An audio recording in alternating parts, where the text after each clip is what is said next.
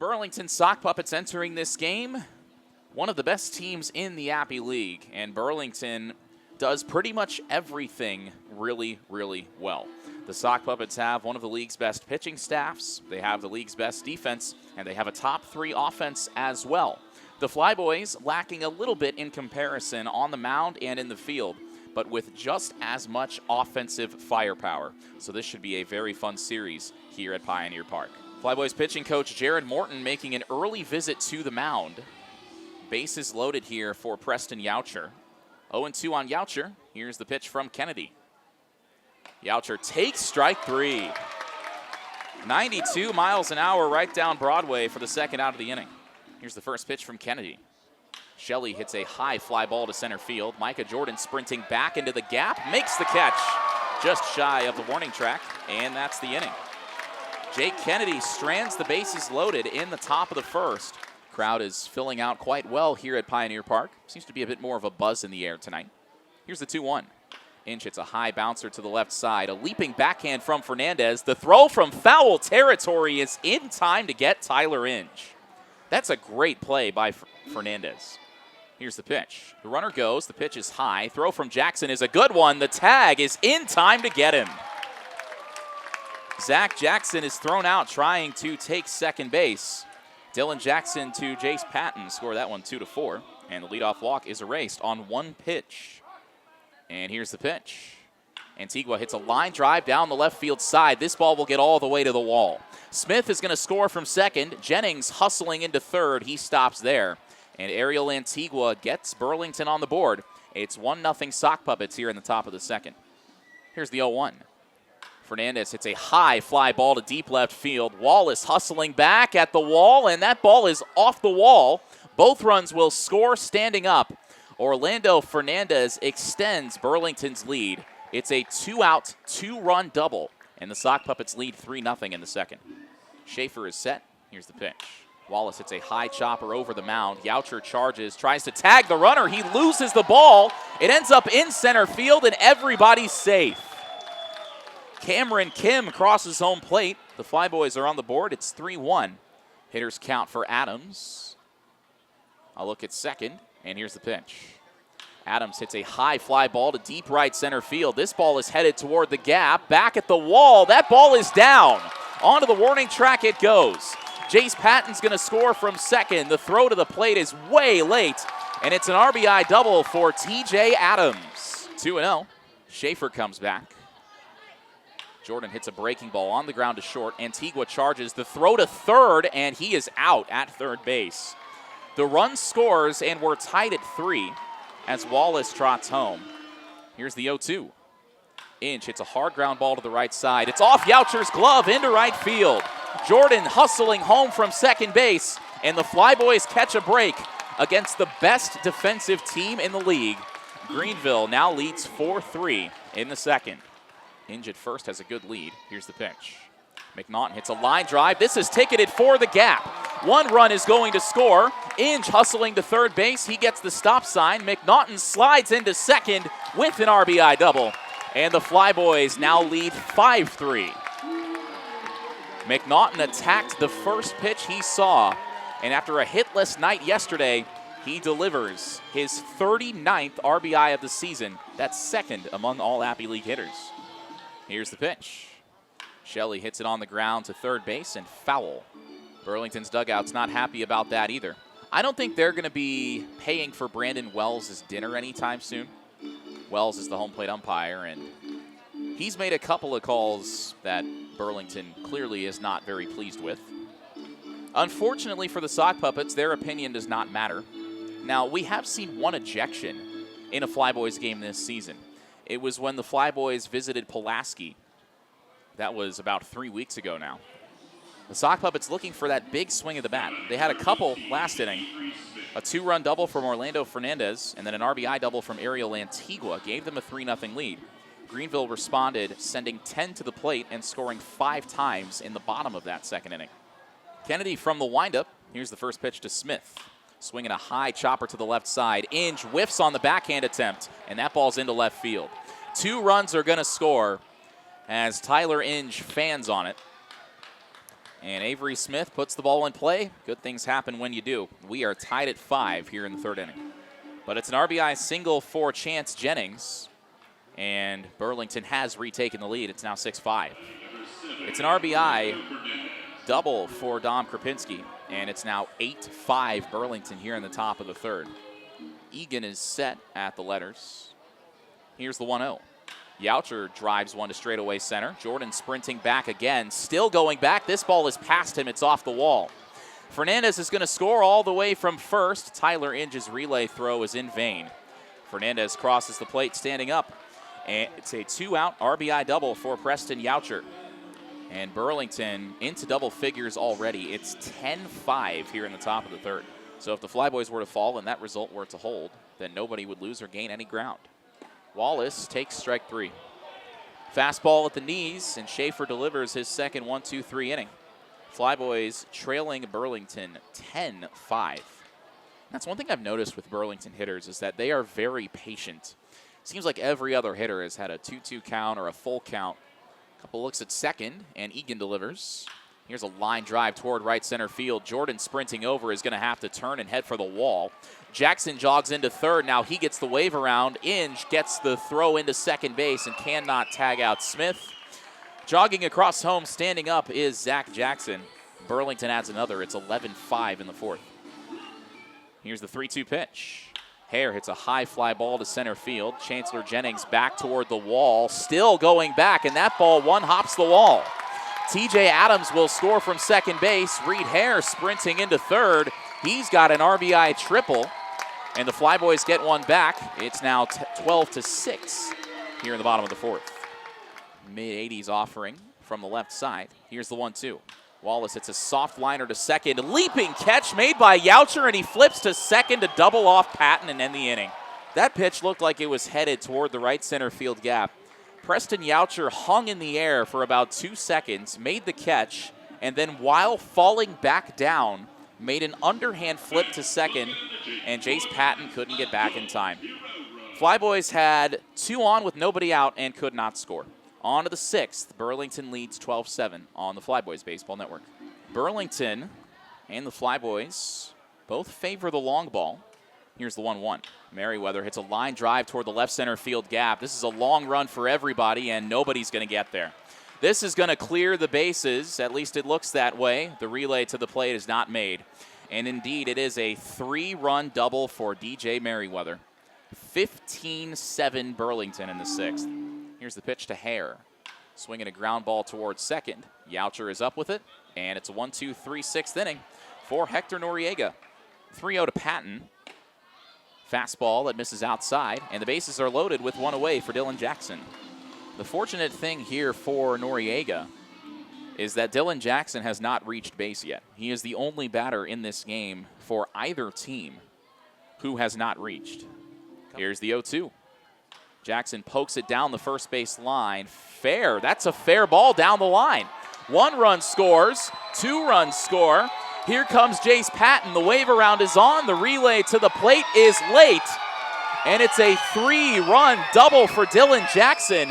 Avery Smith, the catcher, thought that ball was foul. And I'm pretty sure the entire Burlington defense was with him.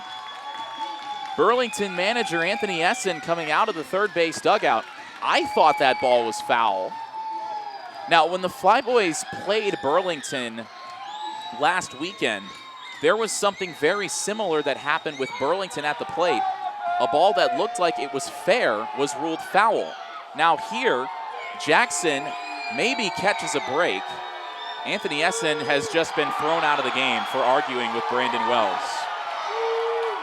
I think he has a case here. That ball looked like it was foul. But Brandon Wells, after hearing him out for about a minute, has tossed him from this game. I was talking about it earlier that we might see an ejection. And Essen is headed for the showers early in this one. The Flyboys have cut back to within 5. But Essen was arguing very passionately earlier on in this game on some questionable ball and strike calls, I will say. And now if you're the Flyboys, you've got to take advantage even further. with Burlington's manager, Anthony Essen, ejected from this game. But I think Burlington's infielders, I think the entire Sock Puppets defense thought that that ball was foul, because they all hesitated before going to pick it up down the right field side, and that was what allowed the bases to clear. The 3-run double for Dylan Jackson makes it 15-10 Burlington. Takes a special breed of argument to get ejected by an Appy League umpire. 2-1 on Wallace. The pitch hit it in the air toward right center field. This ball is carrying. Jennings back into the gap, and that ball is off the wall. Jackson's going to score. Wallace is on his way to third. The throw is cut off, and now it gets away. They try to Hail Mary throw. Wallace is going to try to score. There's no throw. It's a Little League home run for Danny Wallace. And the Flyboys are back to within 3. It's 15-12. Preston Youcher cut off that throw, double clutched, and then tried what would have been a very tardy throw toward third base. It sailed into foul territory, deflected off the brick wall, and Wallace came all the way around to score. The longer you make a guy wait in the box, the more uncomfortable he gets, standing waiting for the pitch. Now the payoff, strike 3 on the outside corner. 91 right at the knees. Youcher is upset as he goes back to the dugout, but that was as perfect of a pitch as you will ever see from A.J. Diaz. He strikes out a pair to strand the 1-out walk. Flyboys looking for a comeback. They're down 15-12 as we go to the bottom of the 8th. Last chance for Greenville here in the bottom of inning number 9 as Burlington goes to right-hander Jason Johnson out of the bullpen. Flyboys trailing 15-12. Here's the 3-2. Patton takes up and in, and that's a leadoff walk. That's a great plate appearance by Jace Patton. That's a 9-pitch leadoff walk. Here's the pitch. Wallace hits a high bouncer to the left side. This is trouble. It's through into left field. It split Fernandez and Antigua. If that ball was hit on the ground, you're looking at a potential game-ending double play. But that was a high chopper. Fernandez couldn't cut it off, and Antigua couldn't get to it either. So now the tying run comes to the plate in the form of TJ Adams. Loading the bases would bring the winning run to the plate in the form of Micah Jordan. Jordan has home run power, although you don't want to think about that in this spot. 3-0 on Adams. Here's the pitch. Breaking ball, that's low, and the bases are loaded for Micah Jordan. The game could end on the next pitch in a couple of different ways. Either a double play or the fabled walk-off grand slam is a possibility. Here's the 2-2. Jordan hits a line drive toward the left field corner. This ball is down. 1 run scores. 2 runs will score. The throw into third is late, and the Flyboys have the winning run at second base with 1 out. Micah Jordan makes it a 1-run game with a 2 RBI double down the left field line. Johnson is set. A deep breath and the pitch. Breaking ball in there for strike 3. He hung that one, and Hare could not get the bat off his shoulder. The Flyboys are down to their final out in Tyler Inge. Another returning Flyboy. Inge in the box, Micah Jordan at second. Both of them here for the second season. Let's see if Inge can at least reach base. If he cannot be the hero, if he can reach, Ezra McNaughton comes to the plate. Full count on Inge. Second and third of the 1-run game, 2 out in the bottom of the 9th. Something's got to give. Here's the payoff. Inge checks his swing. He went around, and that's the game. No, he didn't go. They appealed it. Oh, my goodness. It looked like he went. Burlington started coming out of the third base dugout. They thought the game was over. But the field umpire, Markel Hastings, said he didn't go around. The bases are loaded for Ezra McNaughton. I thought the game was over. Burlington thought the game was over. Tyler Inge thought the game was over. His shoulders slumped. He was looking at the ground. He thought it was strike 3. But they said he did not go around. That loads the bases for McNaughton. It's the 3rd walk of the inning. Second in the league in RBIs, first in home runs, first in OPS. The front runner for player of the year. Can he deliver right here? The 3-1. Foul back. Now this is the moment you dream of in your backyard as a kid. Bases loaded, 2 outs. Your team trails by 1 run in the 9th, and you're at the plate. These are the moments that very few players get the chance to experience in their entire lives. Johnson facing McNaughton. The runners will go on the pitch. The right-hander is set. And here it comes. Upstairs for ball 4. Adams is going to score. Here comes Micah Jordan. The throw to the plate is in time, and Jordan is out. But the Flyboys have tied it on a wild pitch. And we will go to a tiebreaker. Micah Jordan tried to score from second. That pitch got to the backstop. Adams scored to tie the game, but Jordan could not get in ahead of the tag. The flip from Smith to Jason Johnson, and Jordan is out to end the inning. It was ball 4, so Adams would have scored anyway, but Jordan attempted to score of his own accord, and he is out. Jack Wilson is now going out to talk to the umpires. I think he's made a decision. I don't know what that decision is, but we'll find out quickly. Wilson says he wants to hit. Wow. Usually the Flyboys have chosen to play the field, but Jack Wilson is going to stick with the hot hand, and the Flyboys will hit with a chance to walk it off. The runner at first is Dylan Jackson. His run does not matter. The run at second is Peyton Miller. He represents the winning run for the Flyboys. Here's the 1-1. Wallace hits a line drive to left field. This ball is down for a base hit. Miller gets the stop sign at third, and that's a wise move from third base coach Jaron Miller, because that ball was hit right at Zach Jackson. It barely got down in front of him. And I think if Miller would have been sent, he would have been dead to rights. So it's up to TJ Adams. Adams has 3 hits, including a pair of doubles and an RBI tonight. The Flyboys, with this game tied at 15 at the end of regulation, now in this tiebreaker inning, have the winning run at third base with 2 outs. If Burlington records the 3rd out, the game is over. If the Flyboys score, the game is over. Here's the pitch. Outside. Jack Wilson pointing to Micah Jordan in the on-deck circle. Jordan will act as the traffic cop, telling Peyton Miller whether to slide or not in the event of a wild pitch. 1-0 on Adams. Here's the pitch. Swinging a pop-up. This might end it.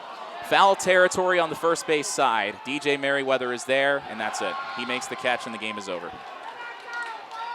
The Flyboys fall in this one past midnight on what is now Sunday morning in a game that took over 4.5 hours to complete.